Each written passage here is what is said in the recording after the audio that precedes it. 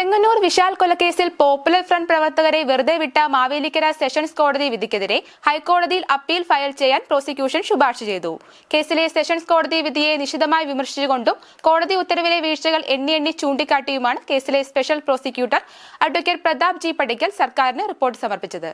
ചെങ്ങന്നൂർ വിശാൽ കൊലക്കേസിൽ popular front പ്രവർത്തകരെ വെറുതെ വിട്ട മാവേലിക്കര സെഷൻസ് കോടതിയുടെ വിധിക്കെതിരെ ഹൈക്കോടതിയിൽ അപ്പീൽ ഫയൽ ചെയ്യാൻ പ്രോസിക്യൂഷൻ ശുപാർശ ചെയ്തു. കേസിലെ സെഷൻസ് കോടതി വിധിയെ നിശിതമായി വിമർശിച്ചുകൊണ്ടും കോടതി ഉത്തരവിലെ വീഴ്ചകൾ എണ്ണി ചൂണ്ടിക്കാട്ടിയുമാണ് കേസിലെ special prosecutor advocate Pratap G Padikkal സർക്കാരിന് റിപ്പോർട്ട് സമർപ്പിച്ചത്.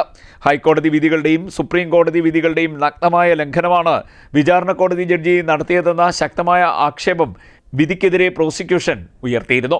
കേസിലെ നിയമപരമായ ചട്ടക്കൂടിന് പുറത്തുള്ള രീതിയിൽ നടപടികൾ വിചാരണ കോടതിയിൽ നിന്നുണ്ടായതായുള്ള ശക്തമായ ആക്ഷേപം വിശാലിന്റെ കുടുംബവും നേരത്തെ ഉയർത്തിയിരുന്നുവെന്ന് അഡ്വക്കേറ്റ് പ്രതാപ് ജി പടിക്കൽ അറിയിച്ചു. അതുകൊണ്ട് തന്നെ വിധിക്കെതിരെ തങ്ങളും ഹൈക്കോടതിയെ സമീപിക്കുമെന്ന് വിശാലിന്റെ കുടുംബവും അറിയിച്ചിരുന്നതായി പ്രോസിക്യൂട്ടർ പറഞ്ഞു.